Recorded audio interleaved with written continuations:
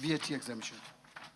To exclude from VAT exemption spare parts applicable to official aid-funded projects to reduce opportunities for misuse of the exemption. So we exempted the vehicles, but not the parts.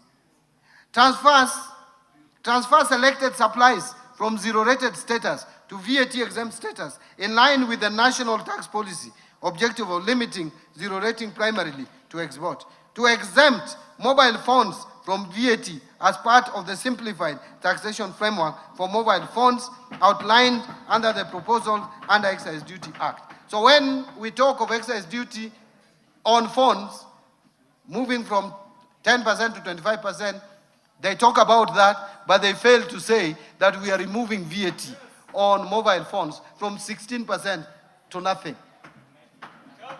So the above measures are expected to further lower tax expenditures as a share of GDP, hence revenue collection.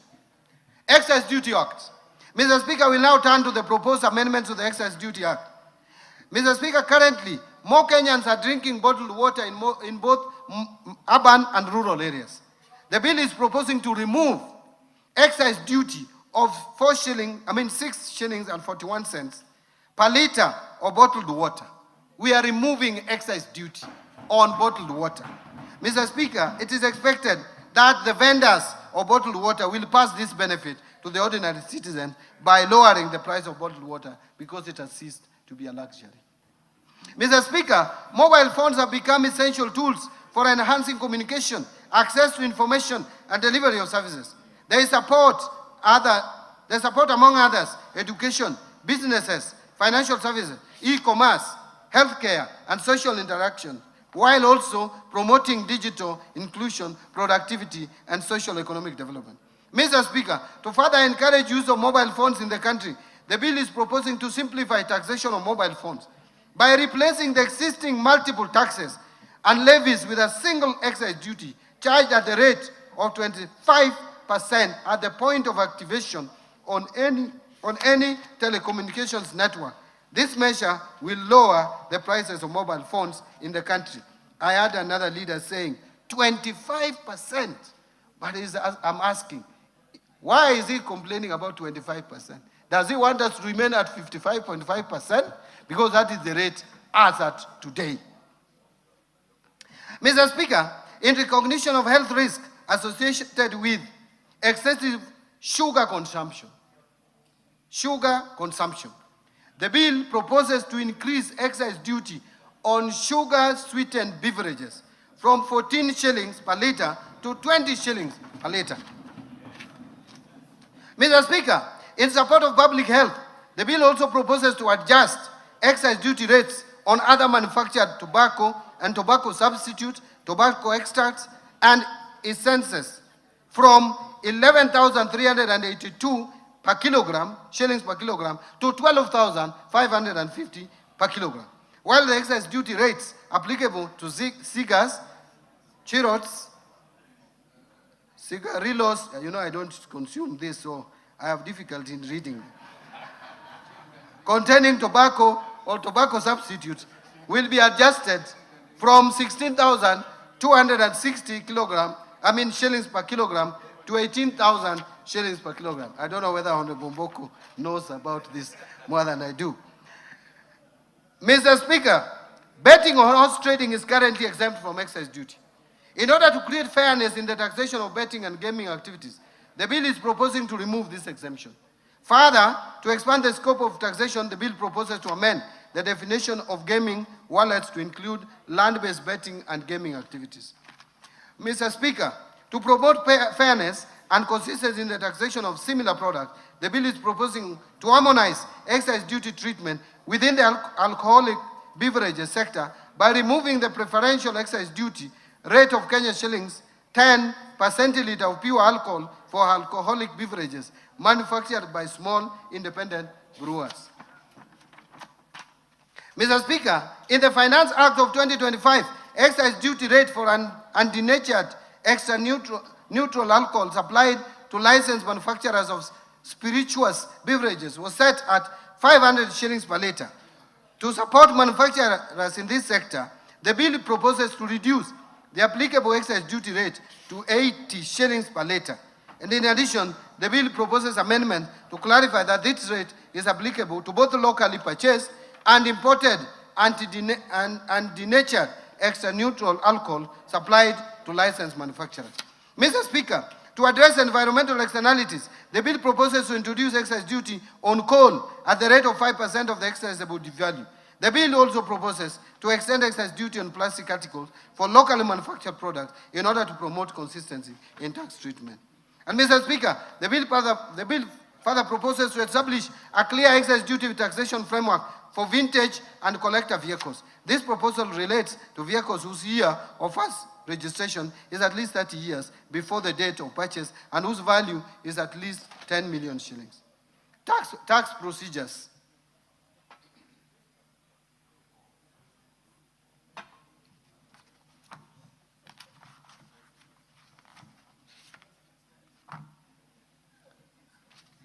Mr. Speaker, I have about 30 more pages. Nobody's complaining. Looking at the time. Now, on Tax Procedures Act, Mr. Speaker, the proposed amendments to the Tax Procedures Act seek to strengthen tax administration, improve compliance, support digitization, and make it easier for taxpayers to meet their obligations. Mr. Speaker, currently, foreign investors are required to obtain KRA PIN before opening Central Depository and Settlement Corporation, that is CDSC, accounts to participate in trading in the Nairobi Securities Exchange. In order to improve the attractiveness of Kenya's capital market to foreign portfolio investors, the bill proposes to exempt foreign investors from the requirement to obtain KRA PIN solely for purposes of opening Central Depository and Settlement Corporation accounts. Mr. Speaker, income earned by non-resident investors from investment in the Nairobi Securities Exchange is subject to withholding tax as a final tax, and they are not required to file annual income tax returns. Mr. Speaker, I am grateful that this House approved the Virtual Asset Service Providers Bill of 2025 that was subsequently enacted in 2025. Mr. Speaker, currently, there is no reporting framework for virtual asset transactions. In order to address this gap, the bill proposes to introduce a virtual asset reporting framework for virtual asset service providers so as to improve visibility of virtual asset transactions and align Kenya's reporting framework with the international best practices. Mr. Speaker, to simplify compliance, reduce filing errors, and improve efficiency in tax administration, the bill proposes to amend the Tax Procedures Act to provide for pre-populated tax returns using information already available to the Kenya Revenue Authority. And under this amendment, taxpayers still retain the right to review, confirm, or amend the information before submitting their returns. Mr. Speaker, to strengthen the integrity of the tax system and prevent tax arrangements designed primarily to obtain a tax benefit while preserving fairness for compliant taxpayers, the bill is proposing introduction of a general anti-avoidance rule applicable across tax laws. Mr. Speaker, the Tax Procedures Amendments Act of 2024 provided for a tax amnesty on penalties, interest, and fines for taxpayers on tax liabilities accrued up to 31st December 2023. This facilitated taxpayers to clear principal tax liabilities to government. In order to encourage settlement of existing tax liabilities by more taxpayers, this bill is proposing a 6-month amnesty beginning 1st July 2026 for tax liabilities accrued up to 31st December 2025. Under this amnesty, taxpayers who settled the principal tax due within the amnesty period will qualify for waiver of the related penalties, interest, and fines. Mr. Speaker, to support faster resolution of system-related issues and improve taxpayer confidence in digital tax administration, the bill proposes to allow for waiver of penalties and interest by the Commissioner up to a specified threshold of 2 million arising from electronic tax system errors. Mr. Speaker, to improve continuity of tax records and simplify compliance for reinstated entities, the bill proposes to provide for automatic reinstatement of a personal identification number where the registered company or other entity is restored to the official register. Mr. Speaker, to improve efficiency in tax administration, the bill is proposing to allow tax assessments to be issued based on information lawfully available to the Commissioner. Mr. Speaker, to further line enforcement of tax compliance, the bill is proposing to amend the Tax Procedures Act to clarify that enforcement of tax collection when a tax appeals tribunal or a court judgment on a tax dispute is in favor of the Commissioner shall only be suspended where a stay order has been granted. Mr. Speaker, to lower compliance costs and simplify customs clearance procedures, the bill is proposing to remove the requirement for importers to present certificates of origin where such certificates are not necessary for purposes of claiming preferential tariff treatment. Now let me turn to Miscellaneous Fees and Levies Act. Mr. Speaker, under the Miscellaneous Fees and Levies Act, the bill proposes to rationalize the application of import declaration fee and railway development levy exemption on aircraft by limiting the exemption to aircraft parts and large aircraft used for commercial air transport. This measure is intended to better target the exemption while supporting Kenya's position as a regional hub for aircraft maintenance and aviation services. Mr. Speaker, the bill is also proposing amendments to clarify the application of customs procedures to all fees and levies imposed under the Miscellaneous Fees and Levies Act. These measures are intended to improve administration and support prudent fiscal management. Mr. Speaker, to support the growth of real estate investment trust market and development of Kenya's capital markets, the bill proposes to exempt from stamp duty transfers of beneficial interest in property into approved real estate investment trust. This measure complements the proposed amendments under the Income Tax Act on exemption of real estate investment trust from capital gains tax. Mr. Speaker, in line with the proposed simplified framework under the Excess Duty Act on mobile phones, the bill is proposing to exempt imported mobile phones from imported declaration fee and railway development levy, another benefit that is not being talked about by naysayers of the bill. Mr. Speaker, to increase resources available for road maintenance while ensuring that existing annuity obligations continue to be met, the bill proposes amendments to the Road Maintenance Levy Act to reduce the allocation to road annuity fund from 3 shillings per litre to 1.5 shillings per litre of fuel. And this reduction of 1 shilling and 50 cents per litre of fuel will be allocated to road maintenance levy funds. Mr. Speaker, let me now conclude. Mr. Speaker, as I conclude, I want to underscore that we have navigated a period of extraordinary challenge, yet the economy has held firm. Kenyans have demonstrated remarkable resilience and patience, and this government has remained steadfast in its commitment to deliver on the promises of the bottom-up economic transformation agenda at the most difficult period in the history of this country. Mr. Speaker, this budget was carefully crafted against a backdrop of limited fiscal space and competing priorities. It reflects prudent choices and disciplined fiscal management while directing resources towards programs and interventions that will have the greatest impact on the lives of ordinary Kenyans while staying firmly on course with our fiscal consolidation plan.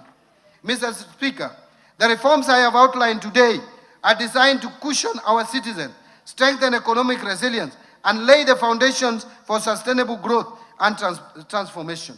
They will stimulate job creation, ease the cost of living, and accelerate economic transformation of our people, that our people deserve. Mr. Speaker, this budget is deliberate, decisive, and targeted. It channels scarce resources to where they catalyze the greatest economic and social returns. To smallholder farmers and pastoralists, to MSMEs and youth, to health and education, to infrastructure that connects markets, and to institutions that uphold the rule of law. Every allocation is chosen to multiply employment, protect the vulnerable, advance equity, and unlock private investment. By prioritizing inclusive bottom-up growth, we will not only sustain recovery, but accelerate shared prosperity across Kenya. This is therefore a budget for Mwananchi. This is a budget for the people. I call upon honorable members and all Kenyans to stand behind its implementation as we work together with purpose and resolve towards our shared prosperity. Together, we can translate these investments into jobs, higher incomes, and a better future for every Kenyan. At this point, Mr. Speaker, I wish to thank His Excellency the President, Dr. William Samoei Ruto, and His Excellency the Deputy President, Professor Kithure Kindiki, for their unwavering support, leadership, and counsel as we prepared this budget. I am forever grateful to His Excellency the President for the support he has given me and my ministry. I am also greatly indebted to the Prime Cabinet Secretary, the Attorney General, my fellow Cabinet Secretaries, all the Principal Secretaries, accounting officers, and all personnel across government ministries, departments, and agencies who have diligently contributed to the development of financial year 26-27 budget. Allow me to thank you, Honorable Speaker of the National Assembly, and your counterpart in the Senate, the majority and minority leaders, and the entire House leadership, including the respective clerks, for supporting the approval process of the financial year 26-27 budget. My sincere thanks to honorable chairs and members of both the Budget and Appropriations Committee and the Finance and National Planning Committee and all other departmental committees of this House, as well as the staff of the Parliamentary Budget Office, for their constructive inputs and leadership during the approval process of this budget. I appreciate in a special way Dr. Chris Kipto, the Principal Secretary for the National Treasury, and the staff of the National Treasury who have worked tirelessly hard and long hours to ensure that this budget and the supporting documents are prepared and supported and submitted within the legal timelines. I also wish to appreciate my two other Principal Secretaries at the National Treasury, namely Dr. Boniface Barasa Makoha, the Principal Secretary for State Department for Economic Planning, and Mr. Cyril Wagunda Odede, the Principal Secretary for State Department of Public Investment and Assets Management, and their respective staff for the support during the preparation and finalization of the budget for financial year 26-27. My sincere appreciation also goes to the Governor of the Central Bank of Kenya, the Commissioner General of the Kenya Revenue Authority, as well as the management and staff of both institutions, and all MDAs for their valuable contributions to the budget process. My gratitude to our multilateral and bilateral development partners for their continued technical and financial support. I also thank the private sector for their participation and contribution in the budget process. I wish to appreciate the members of the fourth estate and all non-state actors for the active engagement and participation in the financial year 2026-27 budget process. Mr. Speaker, I cannot forget to mention this. My sincere thanks also goes particularly to my dear wife, Madam Rhoda Mbadi, and my children who have remained my pillar. In the course of the year, calls of duty would be challenging, but when I got home, I felt relaxed among them. I will forever be grateful for their support, inspiration, and prayers as I executed my duties at the National Treasury. Finally, Mr. Speaker, I wish to thank Kenyans from all walks of life who gave their suggestions and proposals throughout the budget-making process. Thank you, and may God bless Kenya. Thank you. Thank you. Mr. Speaker.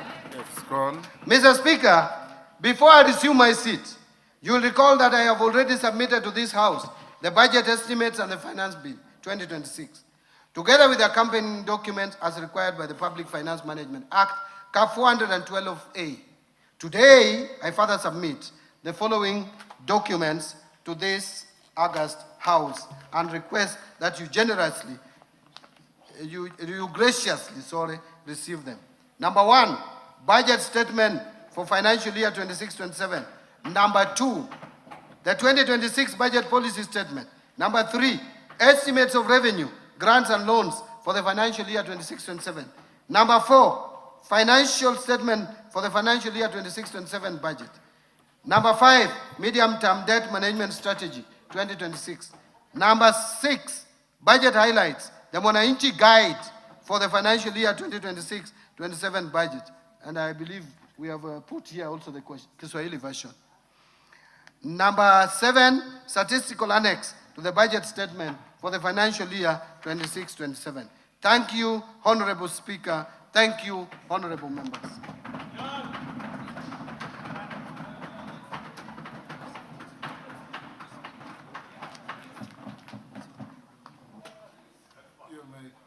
You may take your seat, Minister.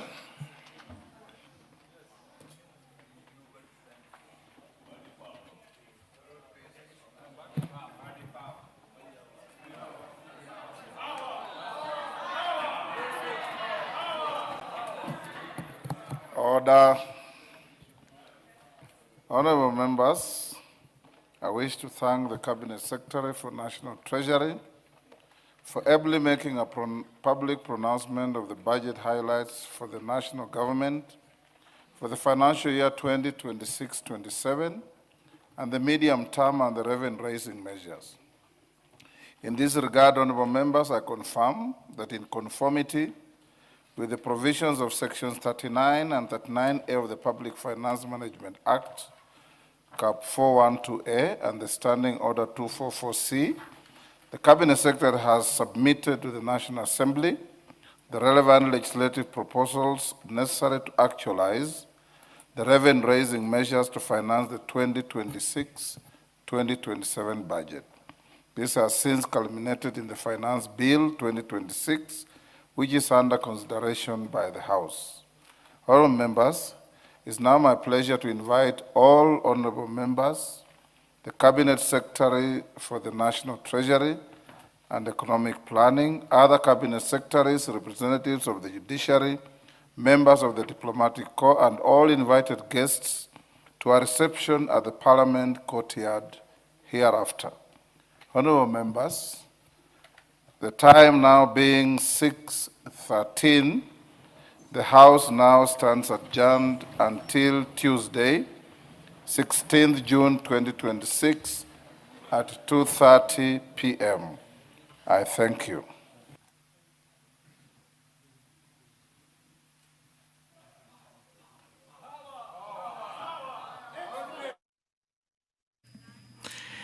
You have been watching the pronouncement of the budget highlights by the Treasury Cabinet Secretary, Honorable John Mbadi. The broadcast has been brought to you by the Parliamentary.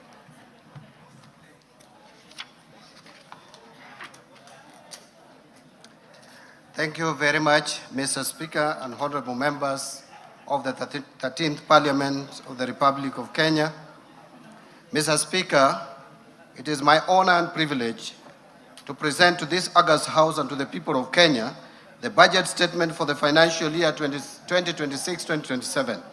I make this statement in fulfillment of the requirements of Section 40 of the Public Finance Management Act, Cap 412A, and Standing Order number 241 of the National Assembly. Mr. Speaker and honorable members, this is the first budget since the passing of the late Right Honorable His Excellency Raila Amolo Odinga, who is fondly remembered as a patriot and national hero, and who steadfastly championed economic justice, democracy, and equal opportunity for all Kenyans. His legacy continues to inspire and guide us as we transform Kenya into a newly industrialized and middle-income economy.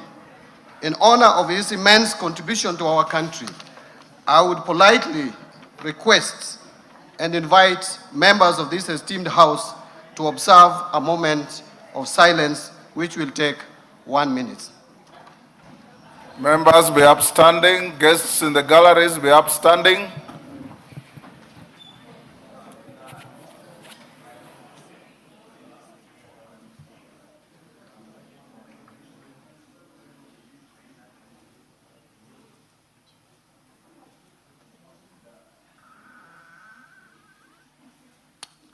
Thank you very much.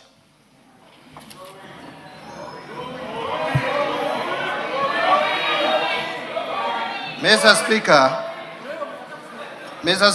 the Right Honorable Raila Amolo Odinga was a key partner to His Excellency the President, Dr. William Samoei Ruto, in the broad-based arrangement.